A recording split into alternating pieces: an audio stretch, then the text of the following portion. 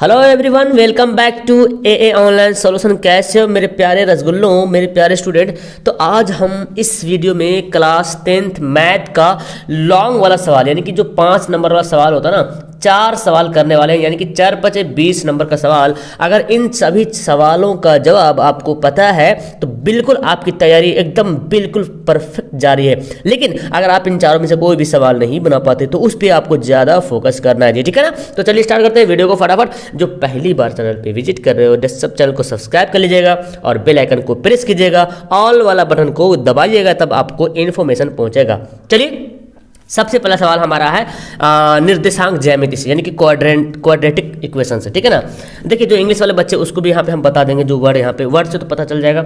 y का एक value ज्ञात करना है। जो बिंदु, जो पॉइंट दिया हुआ p का वैल्यू 14, q का वैल्यू 3y और r का वैल्यू -36 संरेख है, मतलब कोलिनियर है, ठीक है ना, कोलिनियर है, संरेख है। अब इसका हमको y का वैल्यू ज्ञात करना है। ये जो y है ना, y का वैल्यू ज्ञात करना, y का वैल्यू। चलिए, तो कैसे निकालते हैं y का वैल्यू निकालने के लिए मुझे पहले तो यहाँ पे करना पड़ेगा हल यहाँ पे लिखना पड़ेगा, सॉल्यूशन करना पड़ेगा। देखिए, यहाँ पे जो 3 बिंदुएं दिया हुआ ना, हम लिखते हैं जो पॉइंट दिया हुआ उसको लिखते हैं। अच्छा, संरेख कब होता है आपको पता है? कोई भी 3 बिंदु संरेख कब होगा? तो जब उसके त्रिभुज, अगर इस तीनों पॉइंट से त्रिभुज का क्षेत्रफल निकालते हैं और उस त्रिभुज का क्षेत्रफल 0 अगर हो जाता है तो ये तीनों रेखाएं क्या होगी? संरेख हो जाएगी, ठीक है ना। तो यहाँ पे जो दिया हुआ ना, ये लिखते हैं, दिया है कि क्या दिया हुआ है, P जो दिया हुआ है 1 4, इसको मैं x1 और y1 पुट कर लेता हूँ, नहीं x1 y1, ठीक है ना, माना, ठीक है ना। और जो Q दिया हुआ है जी, क्या दिया हुआ, 3 और y, इसको x2 और y2 मान लेते हैं। और जो R दिया हुआ है -3 और 16, इसको x3 और y3 मान लेते हैं, ठीक है ना। चूंकि यह तीनों बिंदुएं संरेख है, चूंकि यह तीनों बिंदुएं क्या है, संरेख है। जब तीनों बिंदुएं संरेख होगा, इसलिए है ना, इसलिए त्रिभुज का क्षेत्रफल बराबर 0।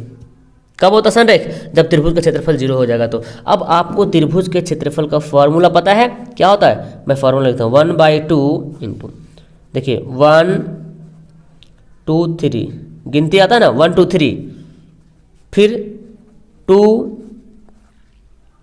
3 1, फिर 3 1 2, ठीक है। ये है, इतना फार्मूला है। देखिए 1 x1 x2 x3, तो इसको पढ़ेंगे 1 2 3 2 3 1 3 1 2। 3 सांस में तो आराम से गाना कैसे याद करते हैं, वैसे इसको याद कर लीजिएगा, 1 2 3 2 3 1 3 1 2।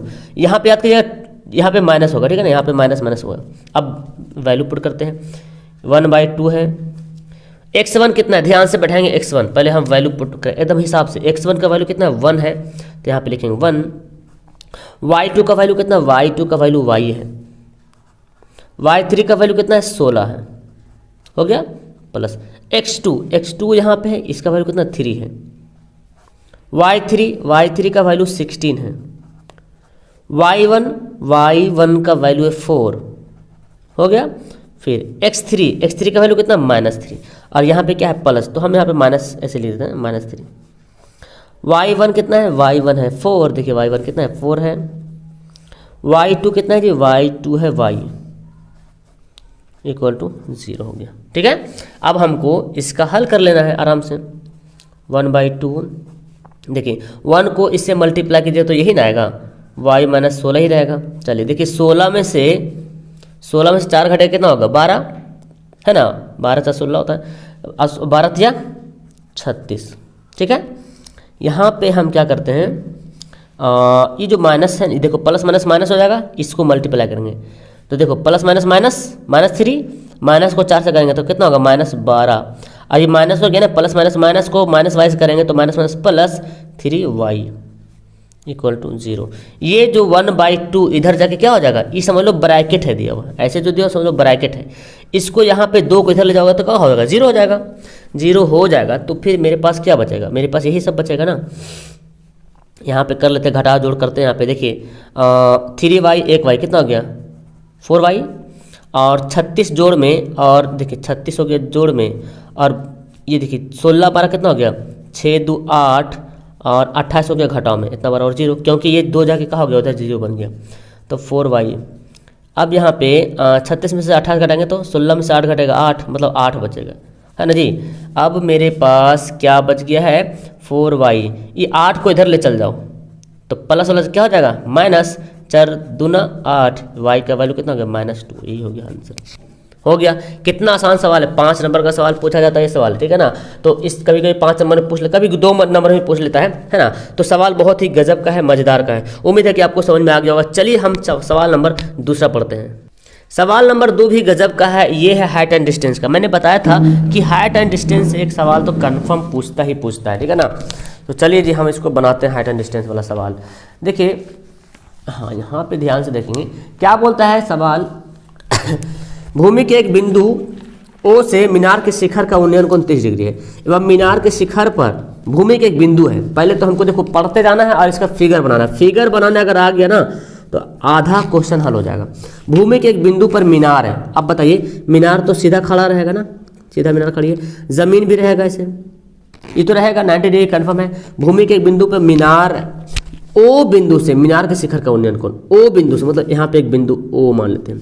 और ये मीनार के शिखर, देखो शिखर मतलब टॉप, मीनार टावर है ना, टावर है, टावर के जो शिखर है उसका जो उन्नयन कोण यहाँ से यहाँ, ये कोण है कितना, 30 डिग्री, ठीक है। फिर बोलता है एवं मीनार के शिखर पर ध्वज दंड खड़ा हुआ है। यहाँ पे जो है ना, इसके यहाँ पे ये जो मीनार है ना, ये क्या है, ये है मीनार, यहाँ से यहाँ तक, ठीक है। यहाँ पे एक ठो ध्वज दंड मतलब झंडा, मान ली झंडा उड़ रहा, ठीक है, झंडा गड़ा हुआ है यहाँ पे, ठीक है, झंडा गड़ा हुआ है, झंडा गड़ा, तो झंडा जो गड़ा हुआ है वो अब इसके झंडा जो ऊंचा जो शिखर है, जो झंडा का जो टॉप है ना, उसका उन्नयन कोण बन रहा है 60 डिग्री, मतलब ये वाला पूरा बन रहा 60 डिग्री, पूरा जितना ऊंचाई जाएगा तो डिग्री तो बढ़ते जाएगा, हो गया। अब बोलते हैं यदि ध्वज दंड की लंबाई 5 मीटर है, यानी कि ये जो ध्वज दंड है 5 मीटर जो है लंबा है, तो हम इसको मान लेते ए बी सी और ओ तो यहाँ पे है ये, ठीक है ना। यानी कि ए बी क्या है, ध्वज दंड है, बी सी क्या है, मीनार है, ये तो डिस्टेंस है। तो ये जो मीनार है ना, इसको हम एच मान लेंगे, क्या मान लेंगे, एच मान लेंगे, और ये इसको मैंने एक्स मान लिया। अब इसी बात को यहाँ पे लिखना है, देखिए माना कि, अब यहाँ पे जो यहाँ पे लिखिएगा, माना कि क्या कौन कौन मीनार है, बी सी मीनार की ऊंचाई है ना। तो हम ऊंचाई मान ले, बीसी मीनार कुछ ऊंचाई बराबर एच मान लेते, ठीक है, ऊंचाई बराबर एच, और क्या मानेंगे, और ओ सी बराबर क्या माने हैं, एक्स माने, और ए बी दिया हुआ ना, ए बी बराबर 5 मीटर दिया हुआ है, ऐसे लिख सकते हैं, नहीं भी लिखे कोई दिक्कत नहीं, दिया हुआ है।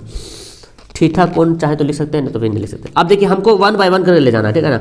पहले हम 30 डिग्री से बनाते हैं, फिर 60 डिग्री से बनाएंगे, ठीक है, छोटा से बड़ा।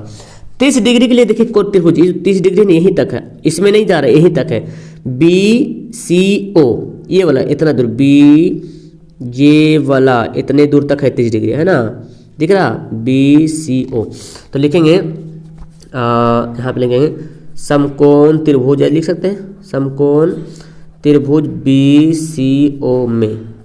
अब क्या लेना हमको, टैन लेना पड़ेगा, टैन। तो लेते हैं टैन 30 डिग्री, क्योंकि टैन बराबर क्या होता है, लंब बटा आधार, लंब कौन हमारा है, बी सी, आधार कौन है, ओ सी। टैन 30 का वैल्यू क्या होता है बाबू, 1/√3। और बी सी को मैंने क्या माना, बी सी को मैंने एच माना, और ओ सी को मैंने एक्स से माना। बहुत ही आसान सा सवाल बन जाता है। इसको क्रॉस गुना कर लो, एक्स को 1 से गुना करो एक्स हो जाएगा, और √3 को एच से गुना करो तो √3 एच हो जाएगा। ये एक्स से बराबर आया, क्यों एक्स से बराबर लाएं, क्योंकि जब हम आगे बनाएंगे तो फिर हमारा एक्स भी तो आधार तो उसमें भी आएगा, बड़ा वाला 60 डिग्री भी लेंगे तो आधार आएगा, तो एक्स का वैल्यू पुट करना पड़ेगा। अब हम लिखते हैं टैन 60 डिग्री। अब त्रिभुज कौन लेते हैं, देखिए ए बड़ा वाला ए सी ओ, है ना, त्रिभुज ए सी ओ में, ठीक है ना।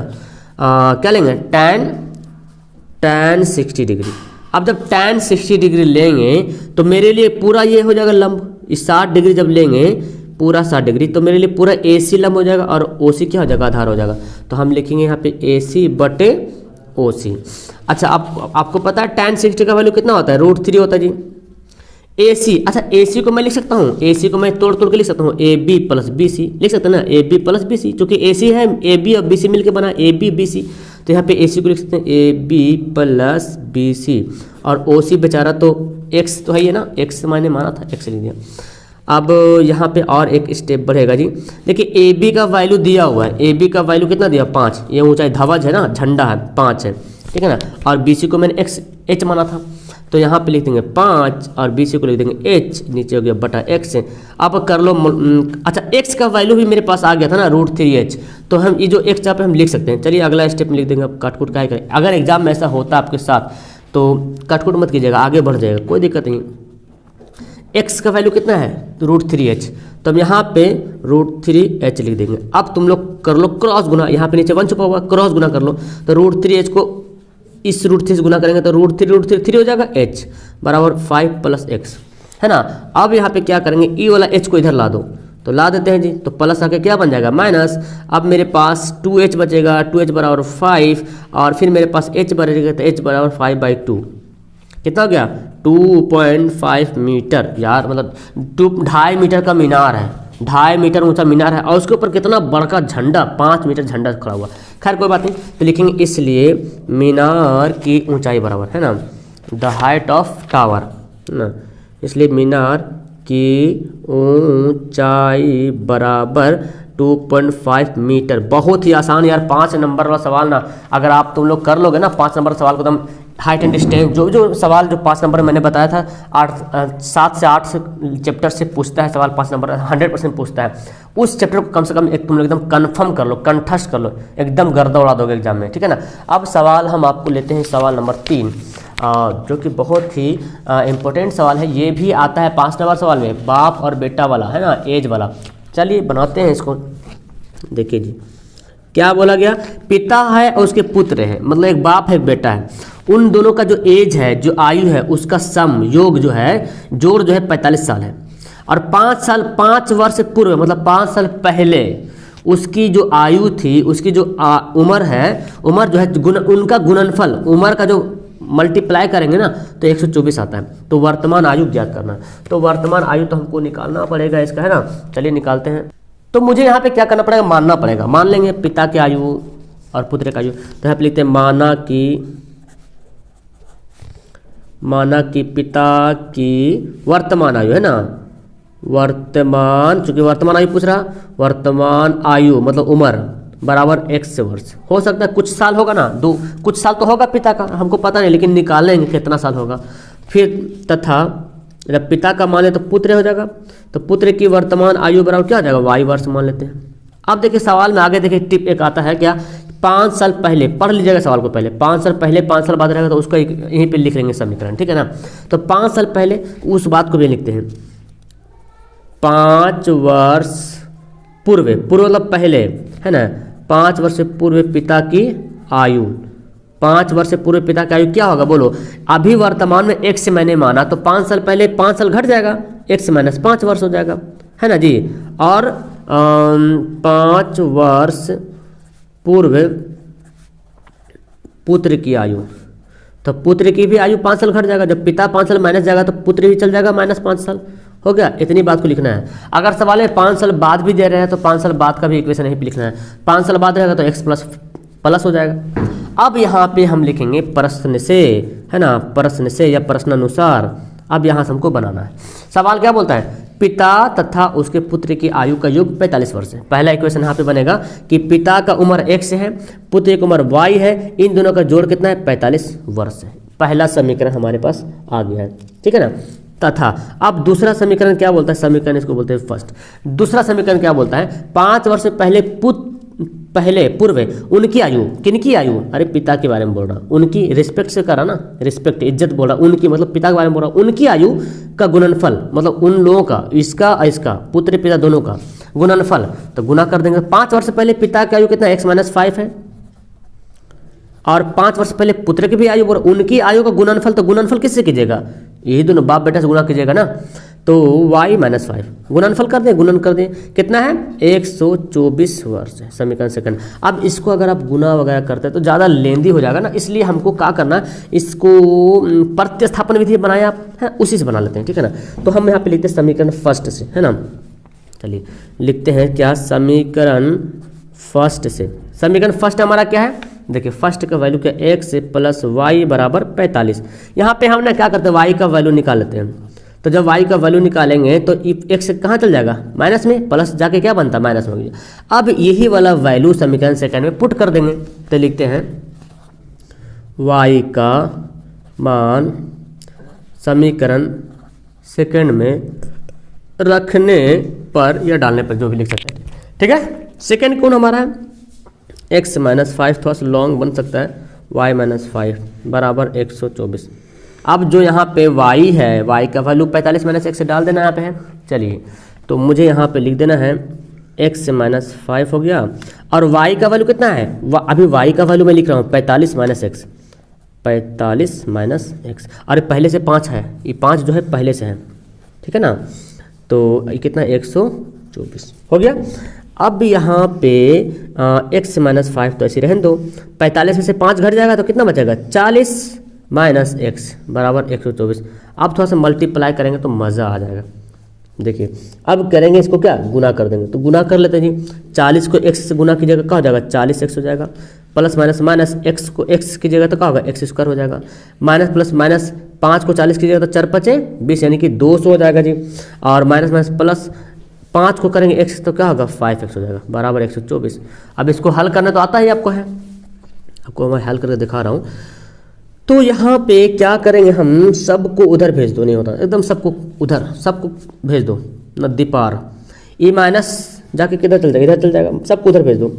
चूंकि हमको माइनस ना, ये जो x स्क्वायर माइनस को प्लस बनाना है, तो इसको उधर भेजेंगे तो ये माइनस जाके क्या बन जाएगा, प्लस। लिखेंगे इधर ही, लेकिन जब साइन चेंज होगा मतलब उधर चला गया, समझे, मतलब जादू हो रहा है, समझो। ये माइनस उधर, अगर इसको हम प्लस में लिख देंगे मतलब उधर चला गया, तो ई जितना जाएगा ना बराबर की साइड, सबका साइन बदल जाएगा, और इसको इधर लाएंगे तो साइन बदल जाएगा। लिखने से मतलब नहीं कि कहाँ पे लिख रहे हैं, बस मान लो कि उधर चला गया, ठीक है ना। तो एक्स स्क्वायर उधर गया तो क्या हो जाएगा, प्लस में हो जाएगा एक्स स्क्वायर, सबको उधर ले जाएंगे। देखो 40x अब 50x, 40 और x अब 5x, कितना हो गया, 45x हो गया। तो 45x जोड़ में उधर जा क्या हो जाएगा, घटाव हो जाएगा 45x, और ये 200 माइनस में उधर जा क्या हो जाएगा, प्लस 200, और 24 को 124 को इधर लाओ, इसको क्या करोगे, 124 को इधर लाओ, है ना। तो ये तो पहले, सॉरी, ये तो उधर है ही था, इन सबको उधर उठा के ले गए, इन सबको उठा के इधर ले चलाए, तो ये पूरा क्या हो गया, इस सब का बदल गया, निशान बदल गया, लिखे यहाँ पे उससे मतलब नहीं है, इन सबको उठा के इधर ले चलाए, ठीक है ना। ये तो इधर पहले से था, 124 जो है 124 पहले से था, है ना। 124 लिख देते हैं यहाँ पे बराबर 0। अब इधर क्या बचा, 0 बचा, तो बस यहाँ पे लिखे खाली। अब देखो यहाँ पे एक्स स्क्वायर माइनस 45x से इसको जोड़ दो, कितना हो जाएगा, 324। अब ना यहाँ पे तुम गुणनखंड कर लेना।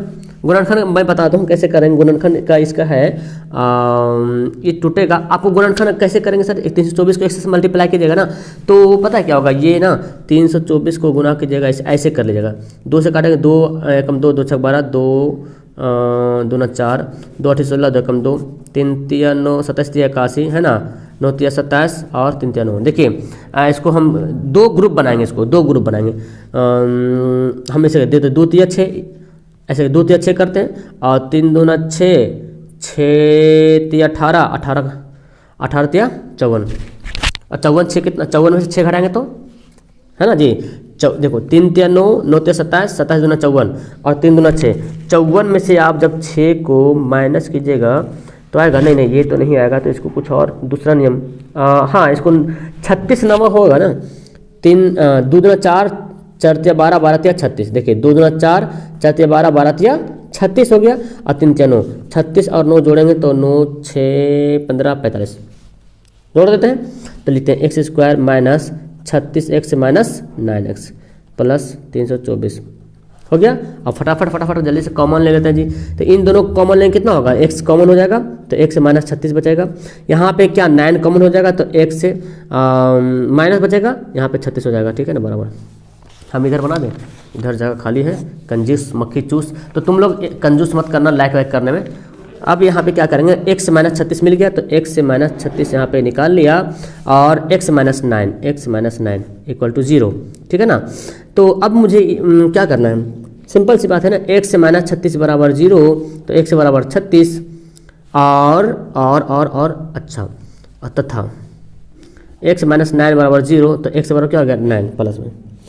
तो यहाँ पे देखो 36 9 आ गया। अब देखो पिता, अब x का वैल्यू आगे देखो, बेटा तो 36 साल का रहेगा नहीं, है ना, बेटा छोटा ही होगा तो यहाँ पे ई छोटा होगा, ठीक है ना। इस ई बेटा का साल 9 है, यानी पुत्र का वर्ष 9 है और ये 9 को यहाँ पे क्या करेंगे, यहाँ पे पुट कर देंगे समीकरण इसमें, फर्स्ट में पुट करेंगे चलेगा। तो यहाँ पे लिख देंगे x का मान, इसको भी समीकरण मान ले, चलो समीकरण 3 कर लेते हैं, कोई दिक्कत नहीं, है ना। x का मान समीकरण 3 में रखने पर 3 क्या है, y बराबर 45 माइनस एक्स, 45 माइनस एक्स, तो 45 माइनस 9 यानी कि 36। तो पिता की उम्र 36 साल और पुत्र की उम्र 9 साल, तो यहाँ पे लिख देंगे जी, है ना। इसलिए पिता की आयु बराबर x बराबर 36 वर्ष हो गया और पुत्र की आयु बराबर y यानी कि कितना 9 वर्ष हो गया। ये है आपका राइट आंसर। इतना बनाइएगा तब मिलेगा आपको 5 नंबर मिलेगा। क्लियर है, समझ में आया सबको? बहुत ही आसान और गजब का सवाल। एक सवाल और बनाना है, ये सवाल है। ये सवाल में तो अक्सर बंदे का फेफड़े फूल जाता है, मतलब है कुछ नहीं लेकिन अपने माइंड को ना समझा रखा है, भाई साहब ये सवाल मुझसे तो नहीं बन पाएगा, है बहुत आसान। चलिए बनाते हैं। देखिए क्या करेंगे हम, यहाँ पे एक मोटर बोट है जिसकी स्थिर जल में चाल दिया हुआ है, 24 किलोमीटर धारा के प्रतिकूल मतलब धारा का उल्टा, डाउन स्ट्रीम जिसको बोलते हैं, है ना। और वही धारा के अगर अनुकूल जाएगा मतलब और अप धारा के साथ साथ तो 1 घंटा अधिक लगता है। तो बोलता है क्या, धारा के चाल। तो धारा के चाल मान लेते हैं ना, माना कि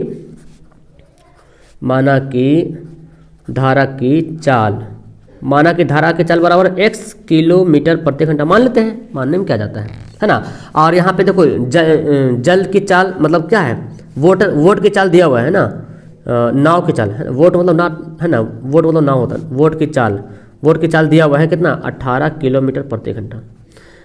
अब आप मुझे बताइए, अगर प्रतिकूल और अनुकूल को पहले यहाँ पे लिख लेते हैं इक्वेशन, है ना।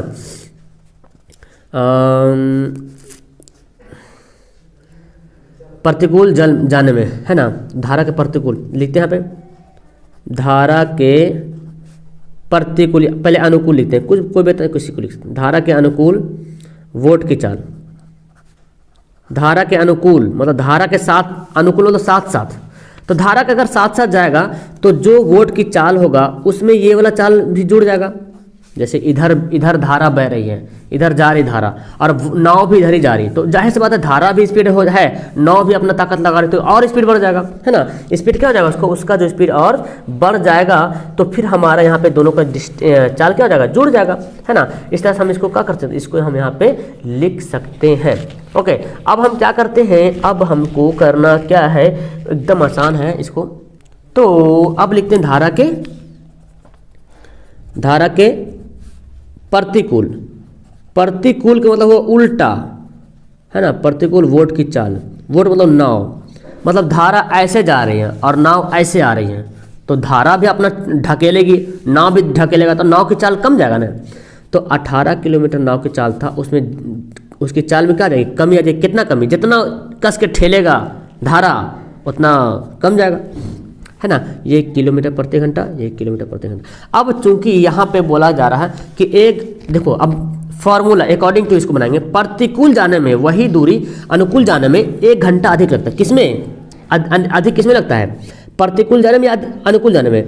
24 किलोमीटर धारा के प्रतिकूल जाने में वही दूरी धारा के अनुकूल जाने की अपेक्षा 1 घंटा अधिक लगता है, मतलब प्रतिकूल जाने में 1 घंटा ज़्यादा लगता है और अनुकूल जाने में 1 घंटा कम लगता है ना।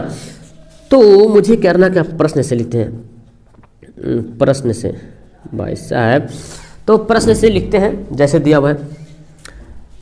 अच्छा, आपको पता है चूंकि यहाँ पे लिखते हैं, चूंकि समय बराबर क्या होता है, दूरी बटे चाल, है ना, दूरी बटे चाल होता है।